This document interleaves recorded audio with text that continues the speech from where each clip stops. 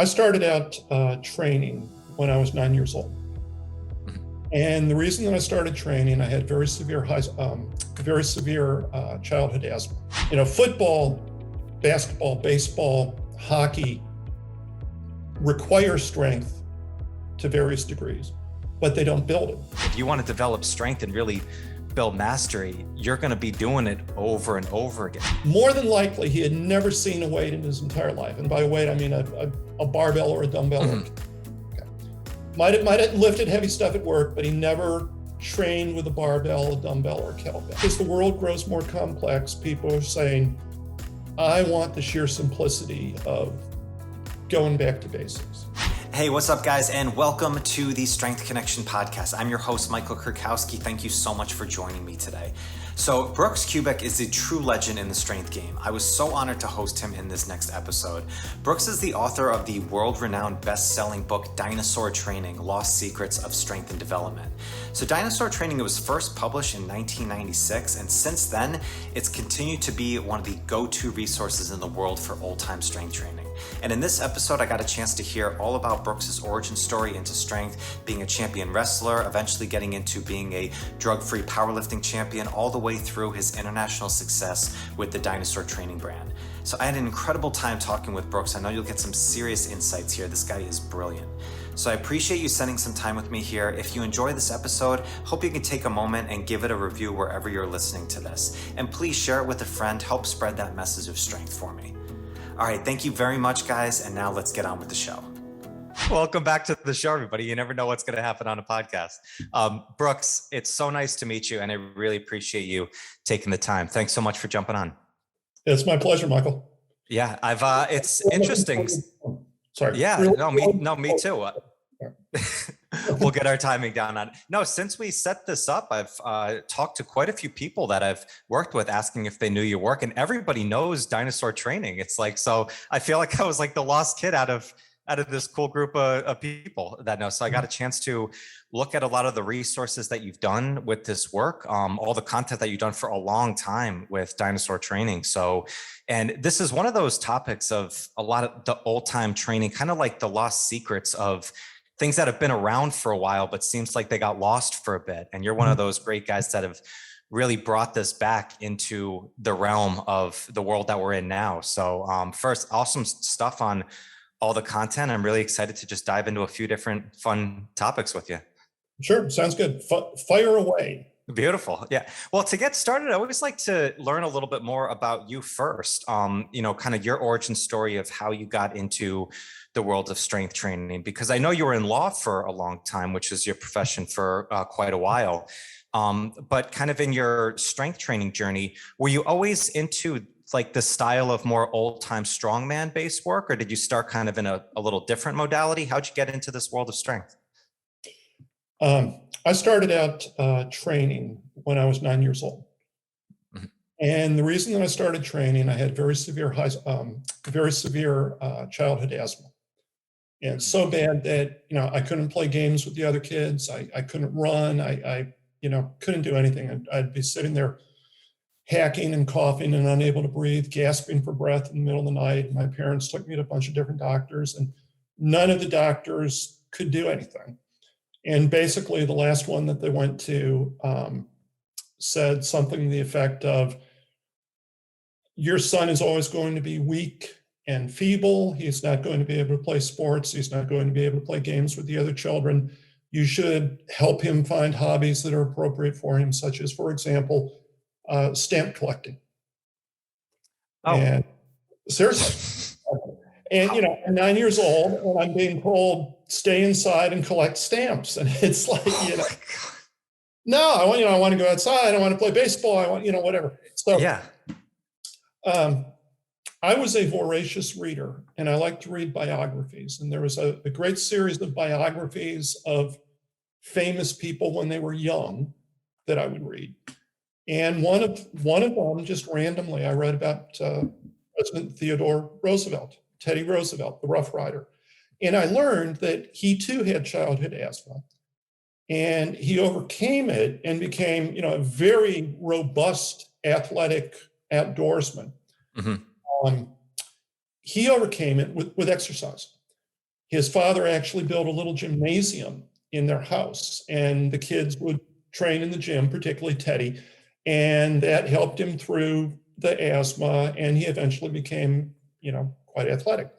And I thought, well, if it worked for Teddy Roosevelt, maybe it will work for me. There you go. Yeah, it's a good example. And so the only exercise that I could think of doing, because remember, I wasn't supposed to exercise. Mhm. Okay.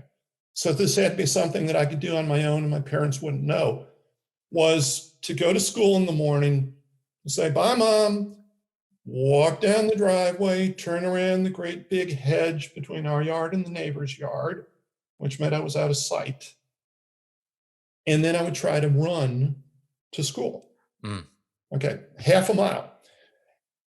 I made about a block, and then I was like gasping and dying, but I somehow kept going. It was probably more of a crawl than anything else, but I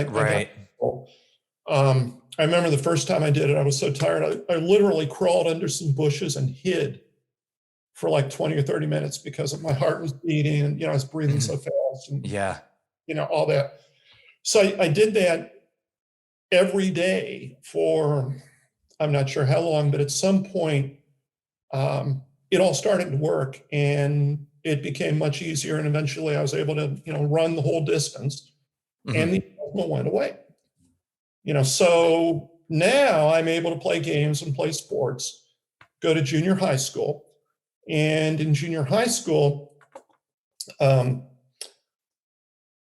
one day in gym class, the gym teacher, who had been a wrestler as his sport of choice as a young man, and had been a former wrestling coach before he became a gym coach, there was a wrestling man. And, I was like, wow, this looks great. Got on and started rolling around with one of the other kids. And the gym teacher came over and he said, hey, let me show you some moves. So he used me, he taught me some moves. And then he used me to demonstrate what he was going to show to the gym class. Okay, so, the very basic beginning. So that was my introduction to that. And I just fell in love with the sport of wrestling. My goal was to go to high school and play football, which my dad wanted me to do, and wrestle, which was what I really wanted to do.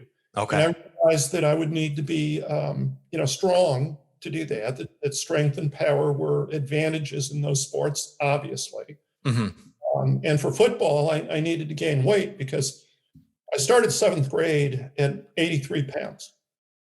I got up to about 101 pounds by wrestling season in 7th grade. And the next year, I think I weighed 115 or 120. I started high school at 132 pounds, 134 pounds. But I got into weight training, strength training, basic training with a barbell, 110-pound barbell set in my bedroom. To that, I eventually added a weight bench, one of those hang in the door frame chinning bars. I had a sandbag that I had made from my dad's duffel bag when he was in the Navy. I'd read about how old-time strongmen, old-time wrestlers would do things with sandbags and bags of grain and things like that. And, so it's like, okay, I'll do that. I had spring steel chest expanders, a killer karate crusher sold by Joe Weider. It was a thing where you put your hand in these little straps, each strap connected to a spring attached to a frame, then you close your hand and develop. Oh, really? Oh, wow. Oh, it's great. Look it up. The killer karate. Oh, well, just the name in itself will sell $1 million right there. Yeah. Oh, it was wonderful. It was like we all had them back then. So my introduction to training was I wanted to get bigger and stronger to play high school sports. And, so then the high school wrestling coaches were alerted to me by my junior high school gym coach. They said, this kid who's, a really good wrestler. I won the school championship in junior high and then the city championship. And my wrestling coach said, you really watch out for this kid. He's something special. So the high school coaches said, would you like to come work out in the high school gym? So boom, I'm in the high school gym. And I mean, it was like a magical place for me. They had York Olympic barbells and weight benches, a universal gym machine, a power rack, everything. I later learned that that high school, Rich East High School in Park Forest, Illinois, was perhaps the first high school in the state of Illinois to have a formal training program, a strength training program, weight training program for the wrestlers and football players. Oh, wow. Yeah, which I only found that out about 5 years ago, but the coaches actually did like a continuing coaching education type program, some kind of CEU thing. They got in a truck and they drove to York, Pennsylvania, where the York Barbell Company was. And they had a crash course in weightlifting from the people at York, weight training. And they came back with, like 10,000 pounds of weights and stuff. Wow. Yeah. It was like, and that was like the mid 60s. That was unheard of. Wow. Yeah. And also, interestingly enough, at that point in time, the Rich East football team, undefeated, would win by blowout scores, 50, 60 points. We had two guys in the 60s won state championships in wrestling. We had other guys who placed in the top 3, 4, 5 in state. Really, really good, dominant wrestling program, dominant football program. And it all really took off right around the time that they had that weight room, which was, when it started, it was just in one of the empty classrooms. Isn't that crazy? It was so cool. So I ended up training there. I guess I graduated in 75. So I started high school, what would that be? 70, 71 school year, something like that. But I'd been training there since I was in 8th grade because they let me train even when I was in junior high. So that was my background, was training for sports. And I played 1 year of football and then and wrestled, and then I dropped the football and I just concentrated on wrestling. That was my sport, my big thing. And was it you were naturally just really good at wrestling right off the bat, or was it just more of like you just enjoyed it a lot more? Or was it kind of a combination of both? It was a combination of both. Yeah. I really, really liked it. I've got these glasses. I mean, you perhaps can see on screen that these are really thick, like bottle cap lens glasses. Okay. I mean, I've had extremely poor vision my whole life.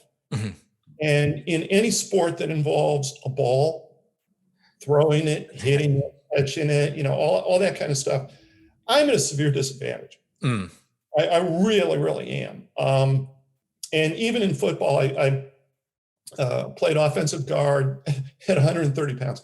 Played offensive guard for one season, and it became obvious to me. I was a starter. I was a good player on a really, really poor football team. We were the worst team in history. For some reason,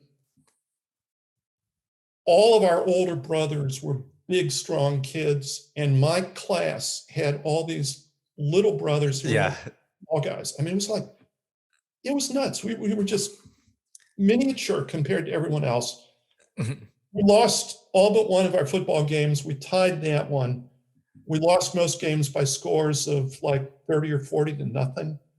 I know that was horrible. And so it was like, okay, so why do I want to keep doing that and go through, the next 3 years playing football on a really, really bad team? Right. Yeah. Whereas I can do the wrestling thing and control my own destiny. So, part of it was because of my eyesight, football, even being a lineman, was not the best of sports for me. Other sports that involve eyesight really weren't, but wrestling, you can literally wrestle blind. Yeah. In fact, we would do drills where the coach would blindfold one wrestler and you'd wrestle against an opponent who was not blindfolded. And the reason was they didn't want you to do like, look, grab. They want you to just grab. Right. Mm-hmm. Okay. And so a lot of guys are like, where's his leg? Where's whatever? They're looking around. And of course, that slows you down enormously. So our coaches were all about, just learn to work by feel, to know where your body is, to know where the other guy's body is. You don't need to look, you just bang, react. So, there was that, I must have had some degree of natural aptitude. I trained all the time. I mean, wrestling was just my life. I was on the wrestling mat like every day in high school for hours. And when I wasn't on the mat, I was working out. So, I was really strong,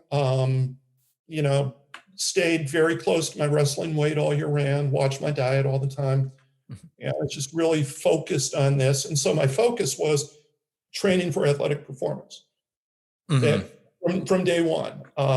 It was good to build some muscles. At that age, we all had this mentality of, we want to attract girls. Girls like guys with big muscles. Yeah. So big muscles, more girls. Didn't really work that way, but that was. Yeah, it's pretty single-minded at that age. Why you get into the weight? 15, 16 years old, somebody, puts that in a weightlifting magazine, a bodybuilding magazine, or a muscle magazine that shows, some bodybuilding champion on the beach surrounded by a bunch of girls in bikinis. You're like, oh yeah, that's what I want, because you're 15, duh. It's funny, the sport of wrestling is so fascinating to me because I didn't appreciate it as much growing up. I actually came from an unbelievable wrestling high school, Niskuna, New York. That's where Jeff Blatnick, who was the Olympic gold medalist, he was from our area, and Joe Bena, very long-standing, very well-known wrestling coach.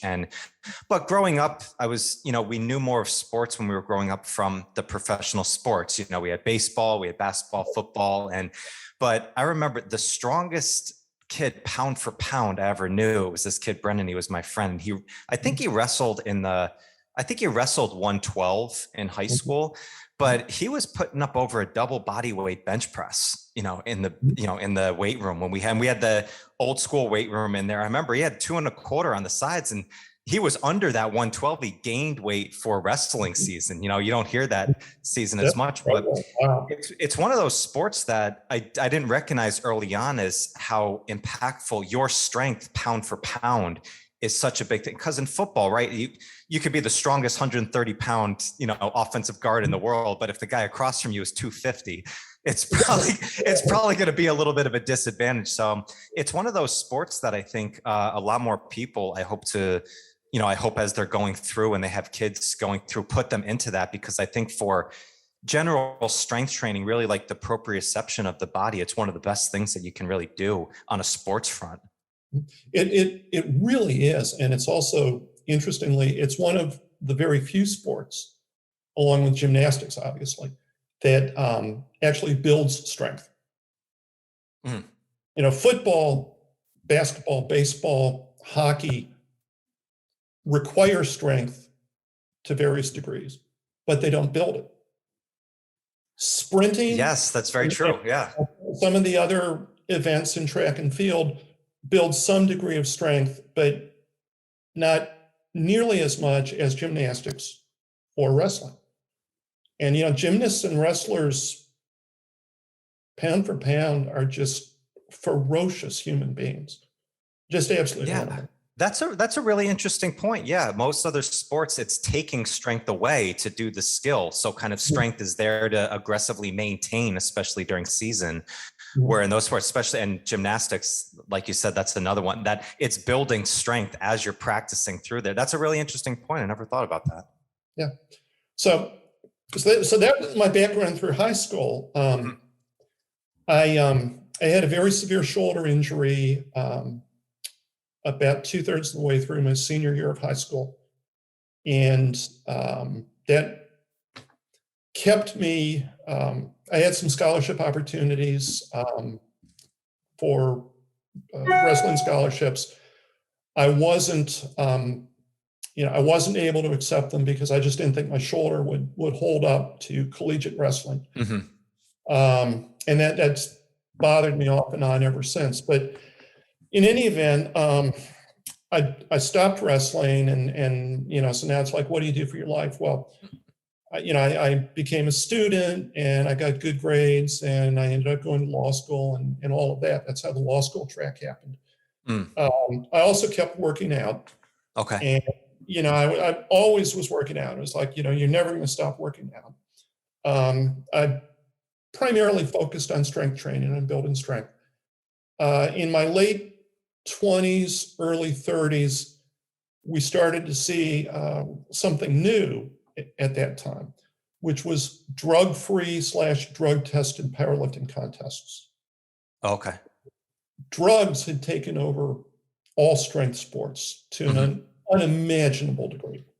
Just like people have absolutely no idea how common they were, how prevalent they were.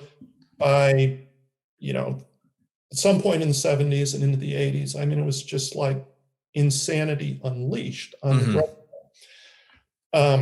I never used any kind of drugs, any kind of performance enhancing drugs, steroids, growth hormone, whatever. I never touched the stuff.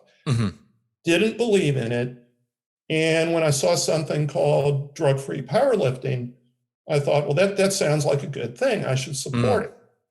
And then I thought, well, the best way to support it is to, pay an entry fee and go to a meet and compete in a meet. So I did that.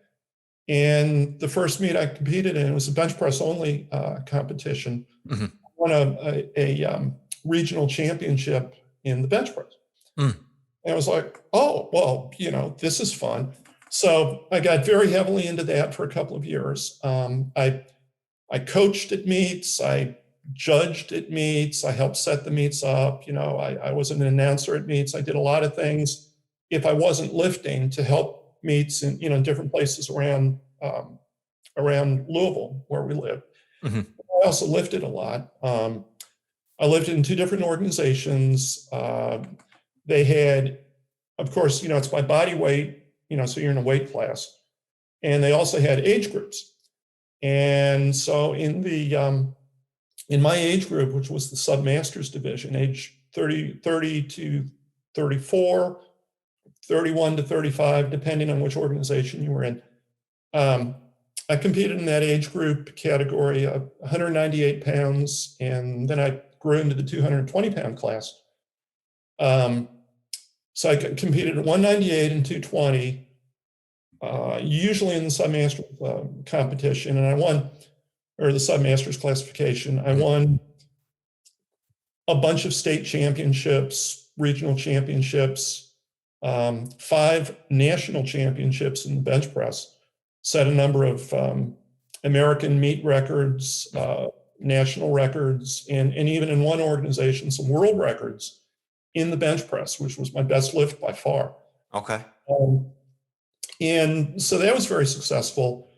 After a couple of years of that, though, I wanted to pursue other things. There were things that I wanted to do training-wise that didn't directly relate to powerlifting. And, I accomplished enough in powerlifting. It was like, I just want to try other things. And I was going to ask, was it kind of like just the mindset? Like, was it just, all right, I've done this enough. I just want to explore more of what's out there to kind of train? It was, yeah, that's a good way of saying it. It was like, I could continue doing this and going on for a long, long, long time, but I'd be doing the same thing and the same training. And I want to explore other things, and the other things that I began to explore were, for example, thick bar training thick-handled bars, training with sandbags, training with heavy, awkward objects, doing something that almost no one did back then, the farmer's walk with heavy weights. Different ways of carrying and moving heavy weights, exercises and lifts that were not part of the regular powerlifting competition, the squat, deadlift, and bench press, other things. So, so I started doing a lot of different things, and that developed into what I eventually came to call dinosaur training. which became something, different and unique and unusual and worth writing about. So I said, well, you've got plenty of spare time. You work a law job at a major law firm, and you only work 7 days a week, 8 to 10 hours a day. So why don't you write a book in your spare time? Why not? Yeah. Well, yeah, why not? So I did that.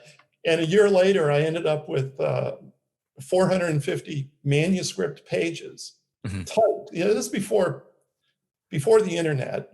This is the 1990s. Okay, it's before the internet. It's before memory typewriters are common. It's like I've got, yay many typewritten pages. Yeah. So I had this book, and then I had to figure out, what do you do to publish it? And the answer is you dip into your life savings and you pull most of it out, and you pay to have 3,000 copies of the book published. You put an ad in a little magazine. I ran my first ad in something called the Iron Master, published by a man named Osmo Kia, a great little publication that now is out of print, out of publication. And I did not tell my then wife what I was doing, because I knew what her view on the subject would be. Right.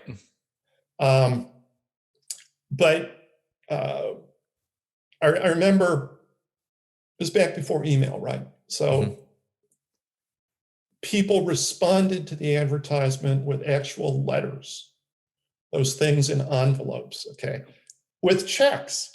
And I got I went to the mailbox and I got, 30, 40, 50 envelopes with money in them. And it's like, holy mackerel, if this keeps up, I'm actually going to be able to pay for the cost of printing these things. Yeah. That's got to be pretty surreal, just every day. And you're just going in and all of a sudden there's just checks in there. That's got to be, it's like, holy shit, this is actually really happening. It was really wild. It was just absolutely crazy. I didn't have room for the 3,000 books at my house, and they had to be delivered to a loading dock. So I had them delivered to the loading dock at the business building that our law firm was at. And then I put them on a dolly and I took them up the freight elevator, and I just piled them up in one corner of my law office. And I worked in the office. I met with clients in a conference room.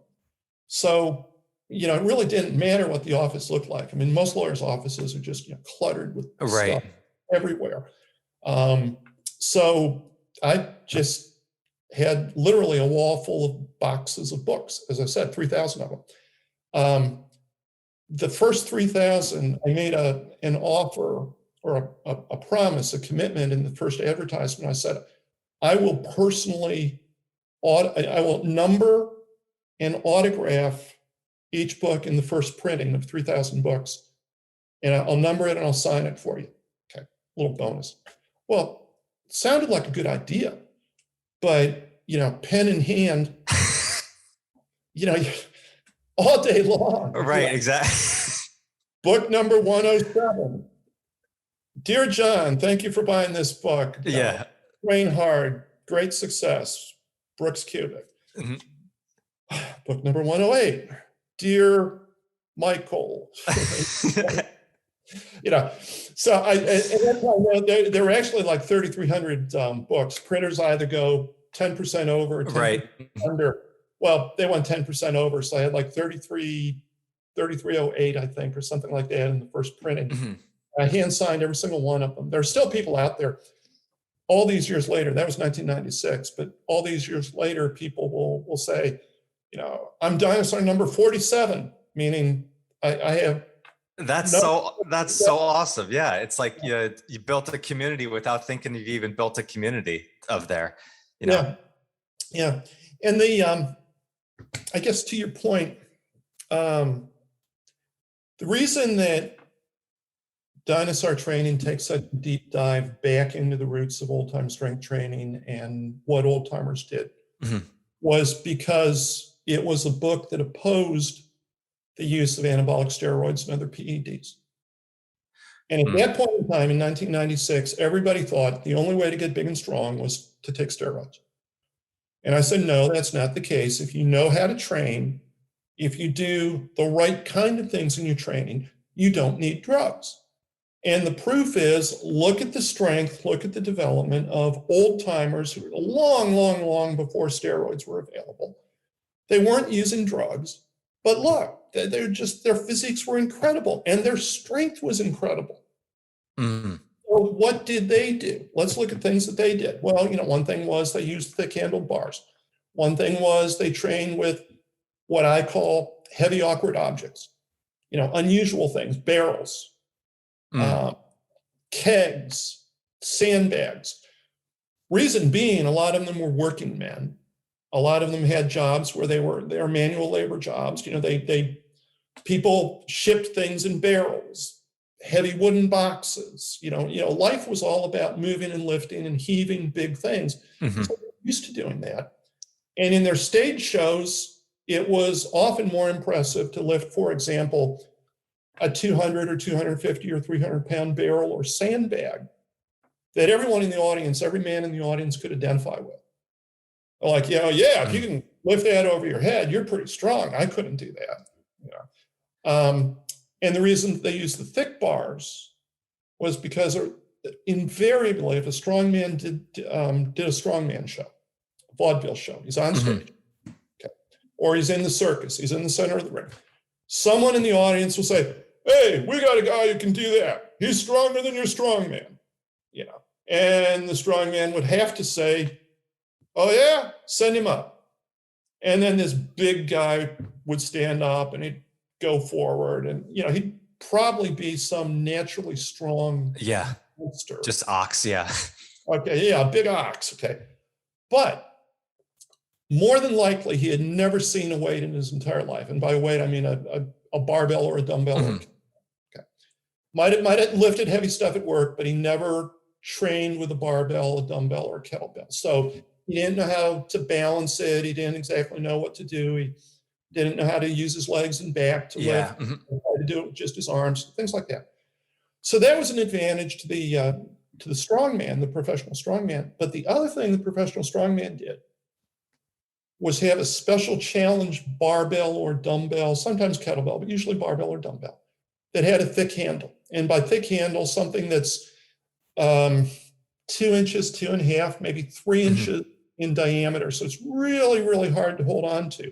And there's no way, unless you're, 6'4", 5', 6", with gigantic big hands. Yeah.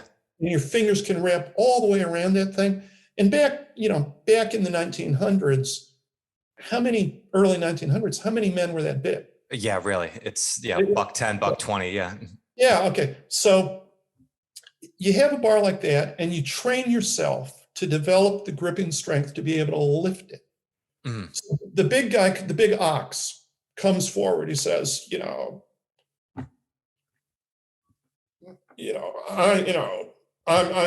big, I'm strong, I'm ox. And the strong man said, okay, lift that. And the big guy drops down and can't budge it. Mm-hmm.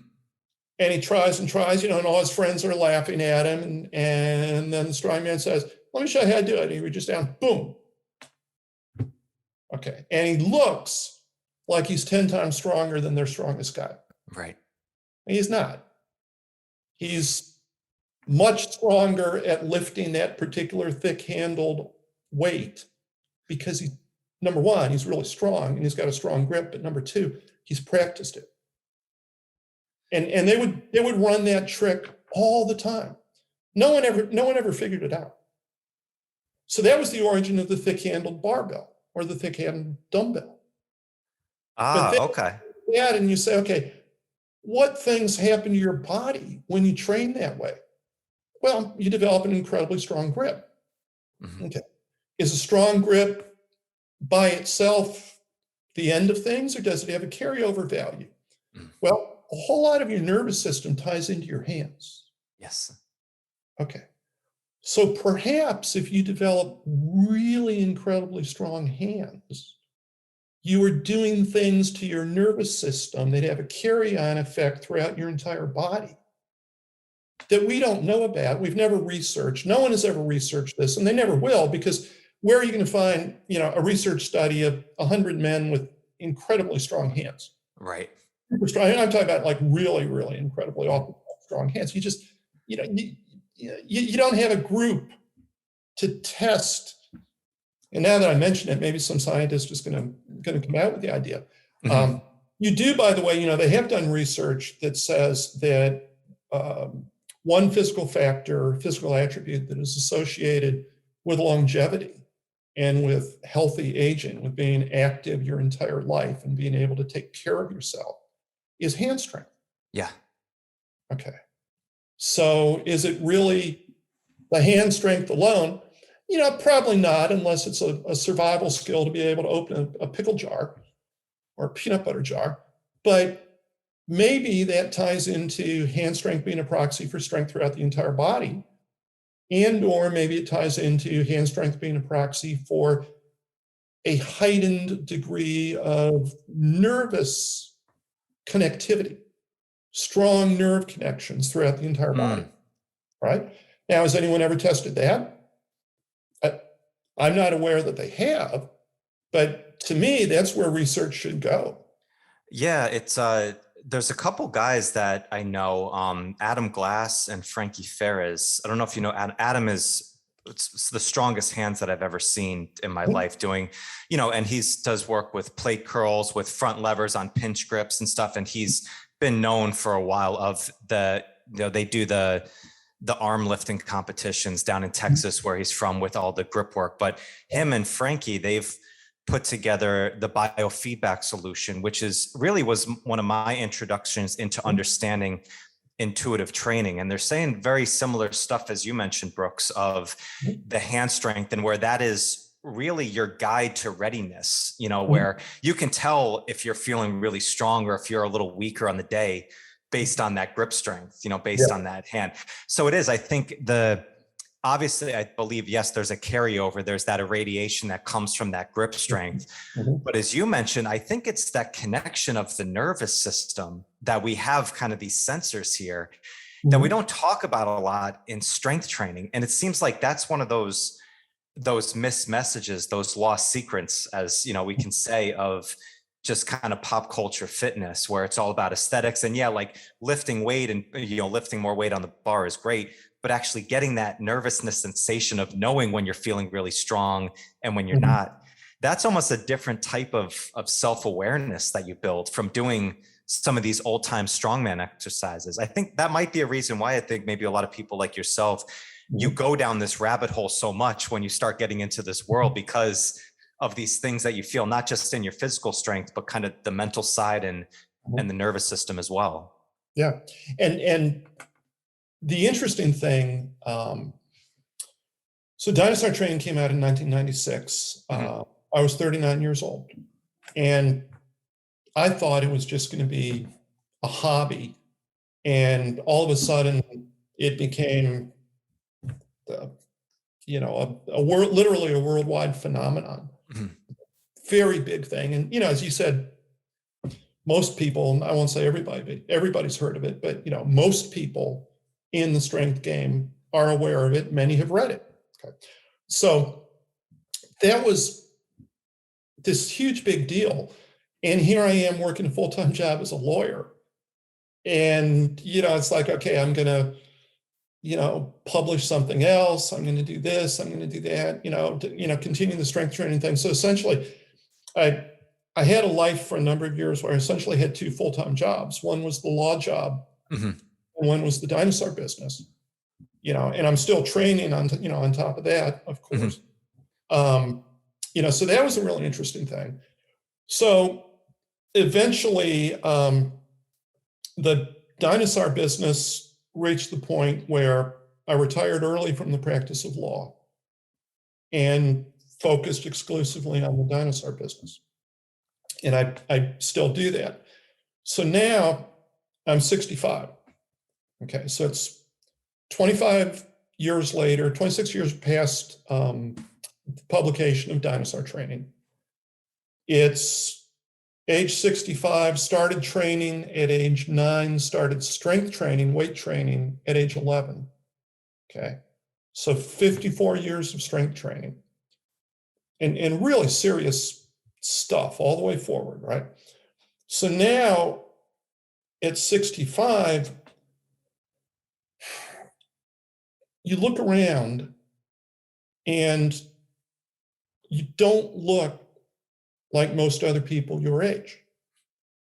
You don't walk like most other people your age. You don't act like most other people your age. Everything's different. Mm-hmm. And, you're sitting there thinking, everyone's like, well, it's genetics, healthy aging is all about genetics. It's like, well, Sure. maybe training has something to do with it too. Maybe a lifetime of doing this stuff, like, focusing on the grip and focusing on functional strength, the core strength. I hate the term core, but mid-section strength, middle of the body strength, whatever you want to call it. Training your back, training your hips, challenging your body, doing things where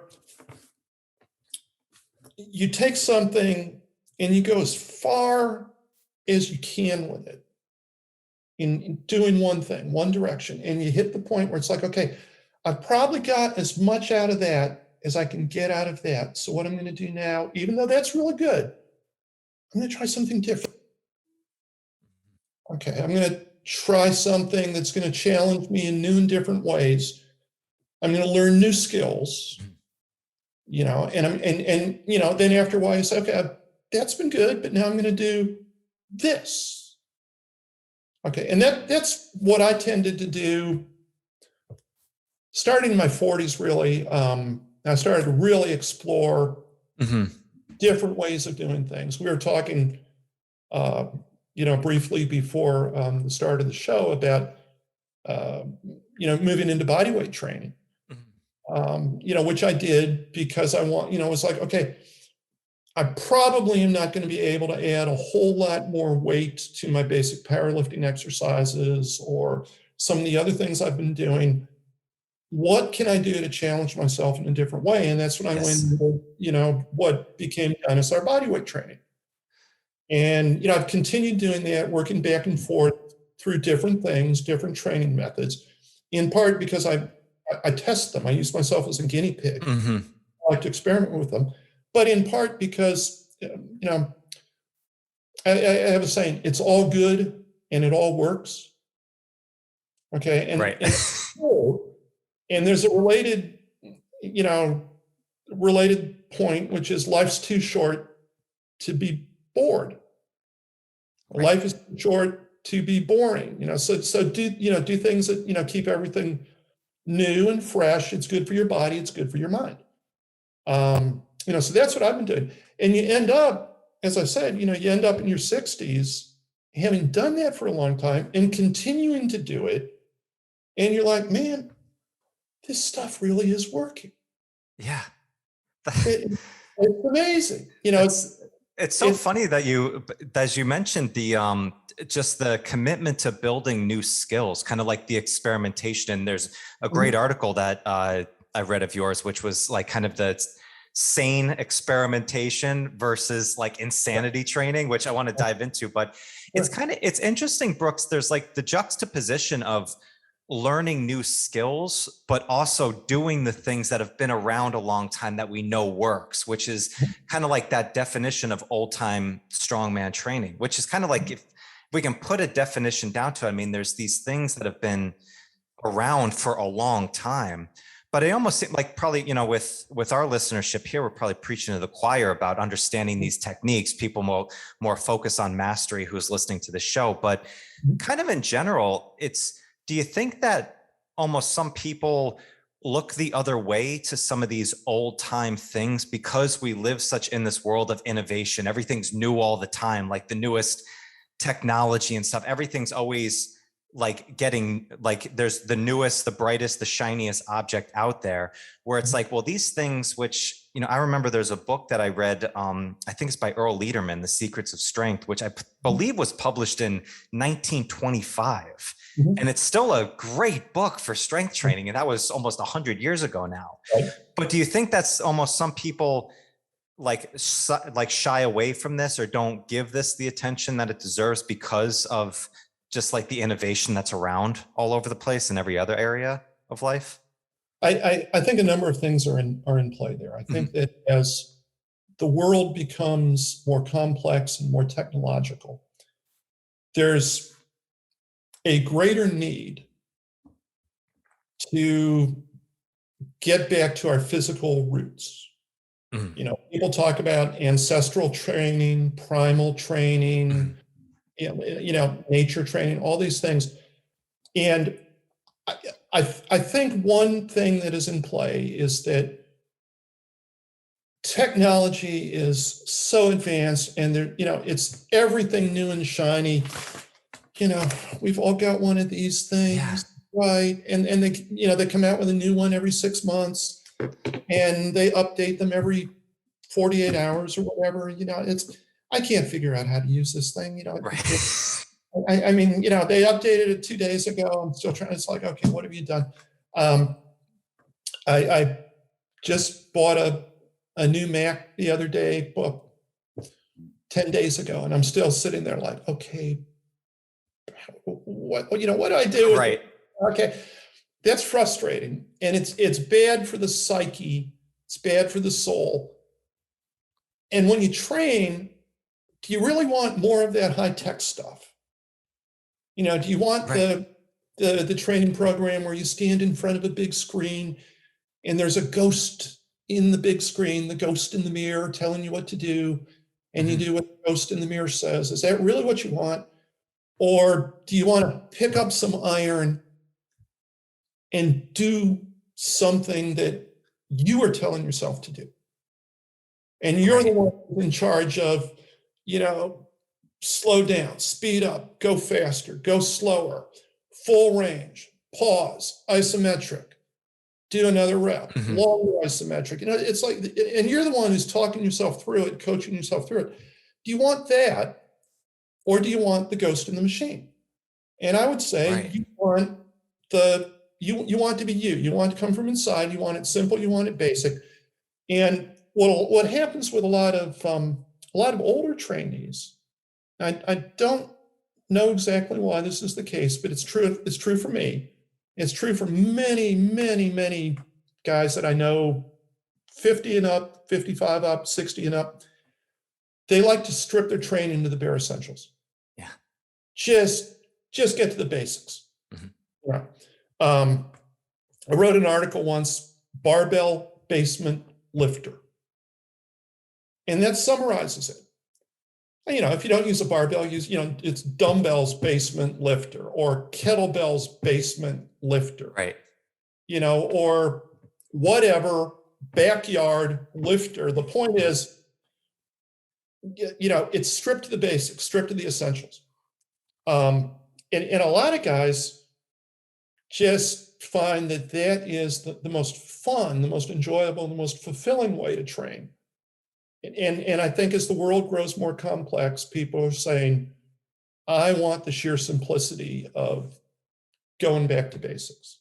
Yeah, that's a beautiful sentiment. You know, I've seen it so much, especially since the lockdown a couple of years ago, and all we had from our studio was somebody had one kettlebell, and we kind of asked our question when we were a team of like, all right, if someone only has one kettlebell at home, what can we do? And I remember I had this conversation with Dan John on the podcast, and I asked him about the definition of minimalism. It's a term used out there a lot, but kind of like many things, often misconstrued and kind of thrown in a lot of different directions. And he said, yeah, you kind of have to put a constraint down. He said, if you just threw somebody who had some knowledge on an island with a 28 kilogram kettlebell and told them that's all you can use for 3 years on this island, they'd probably come up with all the different stuff that we would need for years and years to develop strength, just because you stripped it down to, all right, if this is all I have, that's there. But kind of the point you brought up, Brooks, too, of like, just getting new technology and it's been 10 days and you're so frustrated because we don't see it working. So imagine if we do that with our strength training. Like if you do a lift and you don't see all the progress that you want to make in 10 days, it's kind of like almost the day that we're in, especially with all that innovation, is it's like we're supposed to get this stuff. We're supposed to know the new operating system so quick.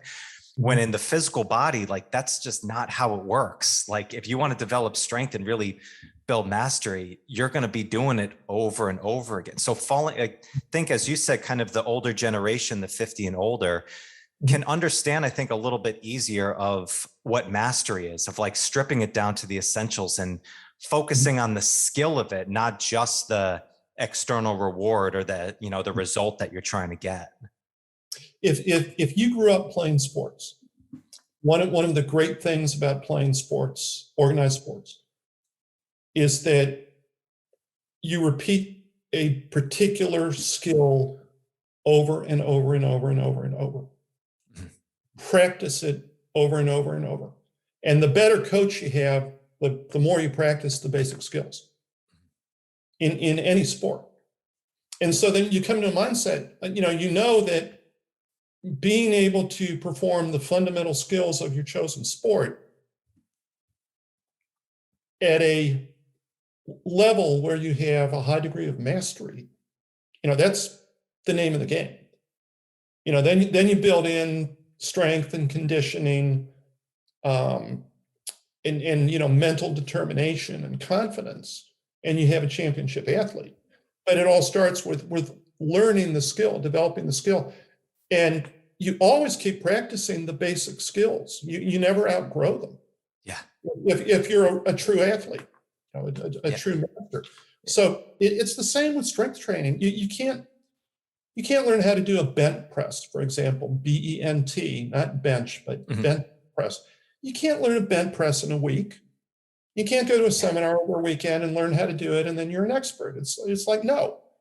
You can learn the fundamental skill, but you can't master it. Yeah. The mastery takes a long, long time. And eventually you get there, but it takes a while. I mean, look at high school. You go from, if you have a 4-year program, freshman to senior, look at the skill level of a freshman compared to the skill level of a senior. Yeah.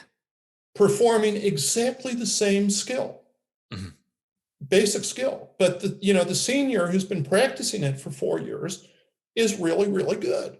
Yeah. And the freshman who has not, even if the freshman is, a natural, the skill's just not there. Yeah. 4 years, right? Yeah. And, I'm not saying everybody has to practice a particular lift or exercise for 4 years, but you have to understand you're not going to develop a significant level of ability overnight. And you should not, and this kind of ties into, you mentioned my article, Sensible Experimentation versus Insanity Training. If you try to max out in a particular lift or exercise, or do an insane number of reps, or just grind yourself into the dirt doing it the first time out, that's crazy. Yeah. Because you don't have the skill, you don't have the knowledge, you don't have the coordination, you don't have the proprioception, and you haven't strengthened the tendons and ligaments and the connective tissue in a way that is appropriate for that particular exercise. You may have strength and power gained from other exercises and other ways of training that carry over and let you perform very well at a particular new exercise or new lift, but you haven't really trained for it. You're not really ready for a true maximum. And when you try, you hurt yourself. Yeah. You see things on social media. You see the personal trainer says, Joe's been following my special program for 3 weeks and has added 150 pounds to his deadlift. Right. It's like, because he started at 0 and went to 150. Yeah, that's true. The other part is And you expect him to be doing what, 200, 250 next week? It's like, why are we advancing so fast? Just slow it down. Yeah. Let him build up gradually. It's what his body needs. The other thing is it helps develop what I call the success habit. Mm-hmm. You go from 50 pounds to 55 to 60 to 65. Yeah. You're always advancing. You go from 20 reps in the swing to 21 to 22, Right. 23. You don't have to jump from 20 to 50 reps. Give yourself the pleasure of doing it slowly and having a small victory that you repeat over and over and over and over and over. Mm-hmm. And eventually you're performing at a very high level, in part because you've never missed a rep, you've never missed a workout, you've always gotten as many reps as you want, you've always added weight when the schedule calls for adding weight. So you're confident in your ability to do that. Yeah. As opposed to pushing yourself to the max in something new right out of the gate. Mm-hmm. And then you just crash and burn. You keep it up for a week or two, and then you're like, bang, can't go anywhere. And then you start sliding. And those sessions of doing those submaximal loads consistently, like that just breeds so much strength and so much benefit from it as well. I mean, one of the best examples of this is my good friend and coach Brett Jones and his iron cardio program, and his book is coming out very soon. And he's been doing iron cardio single rep complexes for, I think, about over 2 years now, just consistently. And coming out of, serious illness, battling cancer, got back to like a 24K bell, so relatively of what he's done before was very light, but he was building it back up, and he stayed with that weight for a long time, just building the skill back up. Now, all of a sudden you see him and he's doing double 32s. He's doing his 36, he's doing his 40K, built up all the same movements, just peppered it in each time. It's like, okay, like now feeling a little bit stronger, pepper in a rep or two of the heavier one. So a lot of times we think progression's like, oh, you need to jump right to like the next big weight and make this huge. It's like, no, like another rep with just a little heavier weight with the same thing, just pepper that in. That's going to yield huge benefits, and as we're recording this, like I had a huge like breakthrough yesterday with my snatch technique. Been working on this for a long time, just getting that down. And finally, like it felt like that exact perfect, feeling that I was hoping for. So it's like, all right, these things take time. So kind of enjoying the process of it and just going in every day, just like the old time strongman, kind of punch the clock and just get your training in, just get the day in. Don't worry about whether you PR'd that day and chasing the next one so you can throw it on, your Instagram story and get some claps on it and stuff. It's like, no, just go in and just have fun with it. Yeah. And look at it as a long-term thing. Mm-hmm. You don't achieve mastery, you don't achieve success in anything overnight, and you shouldn't expect to. And the other thing that ties into this, and you made me think of this when you were talking about your kettlebell breakthrough. Progress is never linear. Yeah. At an ever upward angle like that. It doesn't work that way. It's stair step.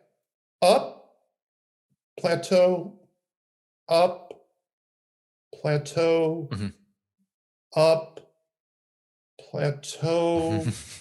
Yeah. But there's more of a period where it's that horizontal progress. Yeah. And then bang, there's a jump. And then it's horizontal progress. Yeah. And then bang, another jump. That's just the way it is. And it's that way for beginners, for intermediates, for advanced, for champions, for everybody. I mean, everybody, I think it's true of all sports. I don't know whether that's a physiological thing, a neurological thing, a mental thing. Yeah. A combination of them. But, as you said, you had a breakthrough.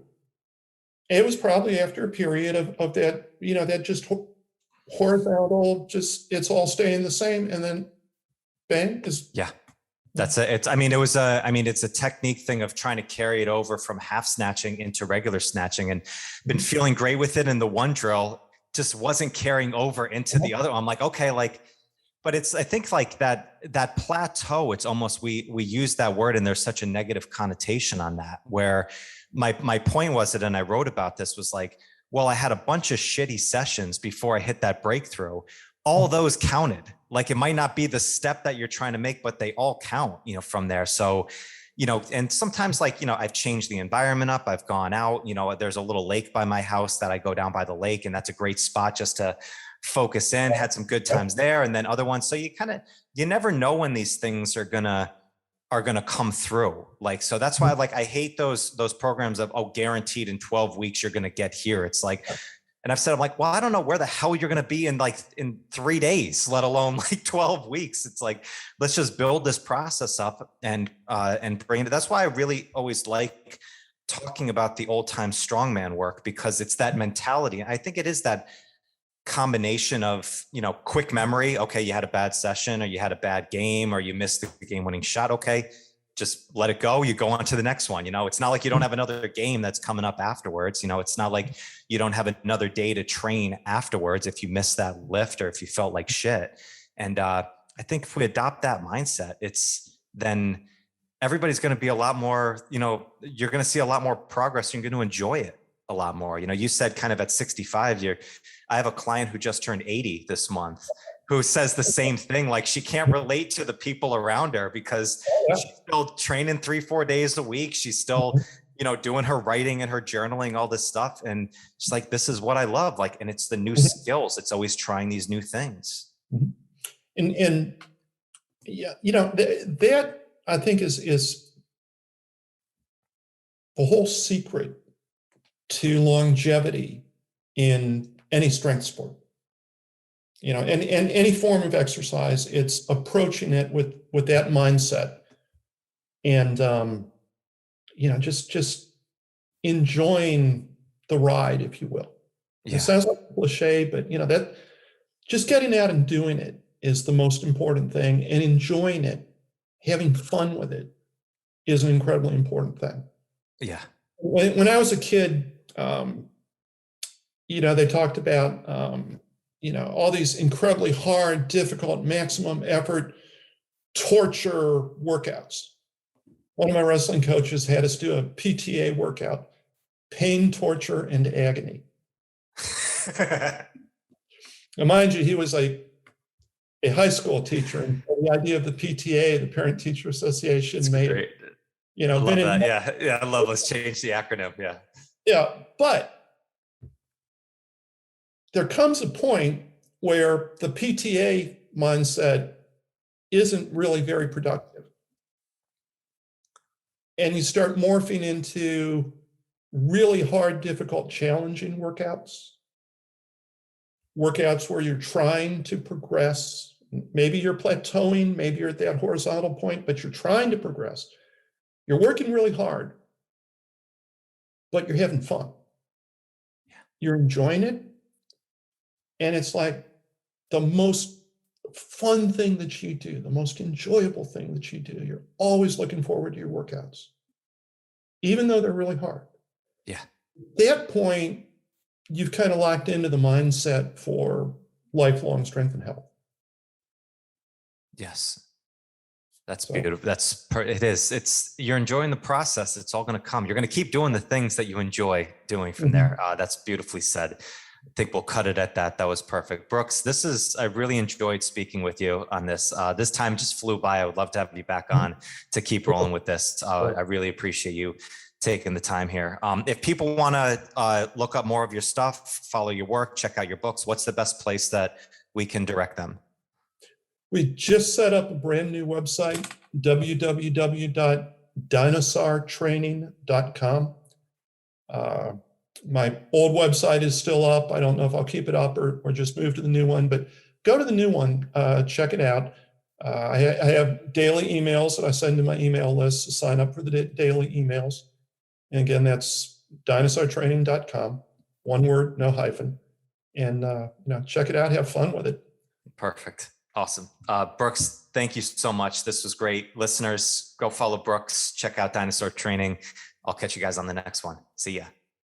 Thank you so much for joining me today. I hope you found some great value here. And if you like this episode, please drop a comment and leave us a 5-star rating and review. It does more to build the show than you can imagine.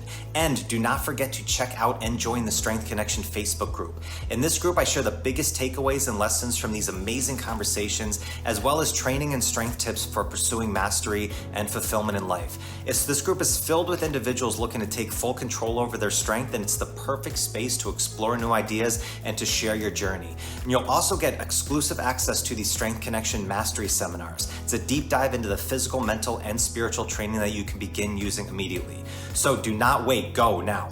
Seriously, go. All right, much love to you. Thank you so much, and I'll catch you on the next one.